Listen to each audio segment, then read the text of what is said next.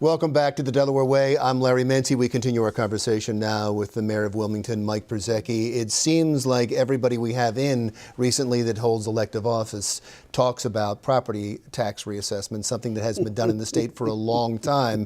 And now, from what I read in the paper at least, you find yourself in a fight with the county. You would like to see property tax reassessment. Yeah, the matter arose over a lawsuit having to do with schools. And one of the issues raised was reassessment. I've been talking to people about reassessment for the longest time. I was on county council in 1983 when we did the last reassessment. Since that time, values have fluctuated all over the place. Some people far greater than they were in 83, others lower than they were relatively in 83. And so people are overpaying terribly. Other people are being subsidized by everybody else. So this is unconscionable to me, who sat in that seat 36 years ago.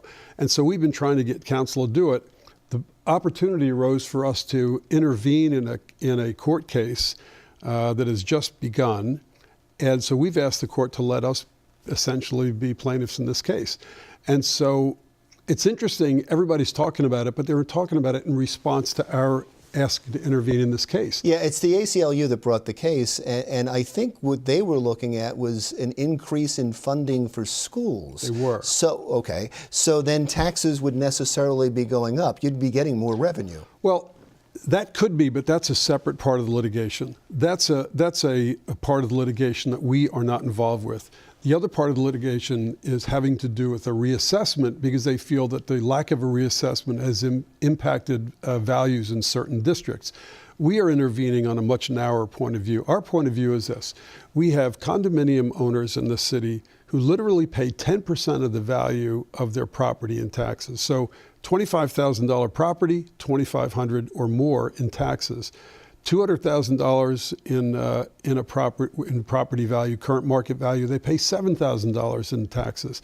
It's just out of whack. But the trouble is, the way the county law exists, the only appeal is that it was done incorrectly in 1983. There's no sense of fairness, equity, or any other sense of justice that anybody can find. They have to prove that in 83 it was done wrong, which it might not have been. But you know why property owners don't want this. Many property owners don't want this, except for the few that you talked about, is because they believe their homes are going to be assessed at a higher value. They're going to end up paying more taxes, and maybe exorbitant more taxes. Well, probably not. But the point is, I mean, we had one spread that said we had one study done that says 7% is the liability that some people might have, a 7% increase to get tax fairness.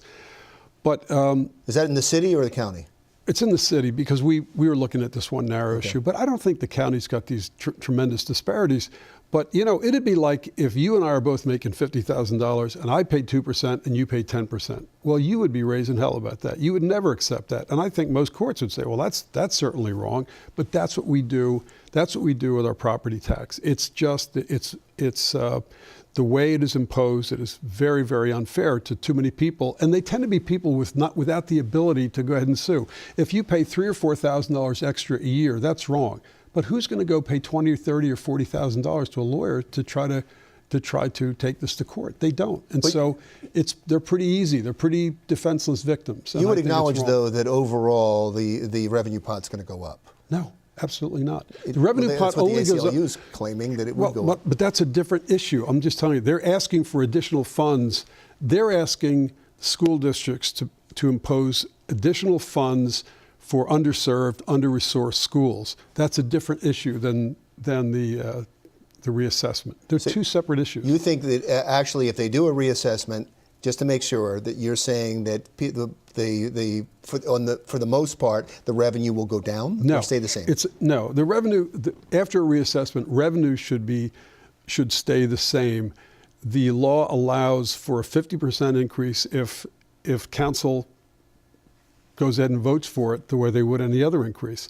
So there's no hidden increase in the revenue stream. This isn't a pretext for adding revenues and just saying it's just fairness. You acknowledge that's the fight, though, against it, though. That's why people don't want it. Yeah, sure, it's the argument. But I got to tell you, it's just unconscionable to me. Suppose we said we don't have enough money, let's just not put people in prison because we don't have enough money, so just let everybody out of prison. We're not going to fund prisons. We're not going to fund police. We're not going to fund fire. It's just it's a ludicrous argument.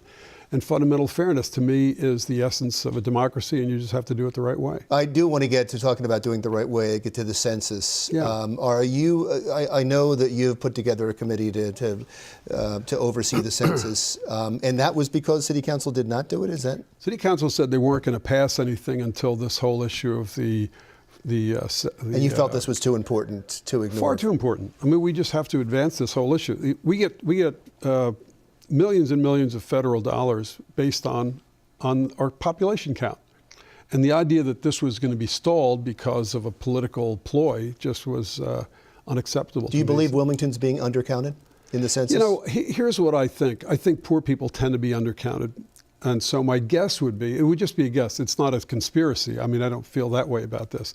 But when you talk about a city with 26% poverty rate, far too many ex-offenders, people coming out, do they get counted? My guess is they don't. Sleeping on someone's couch somewhere, you probably don't get counted.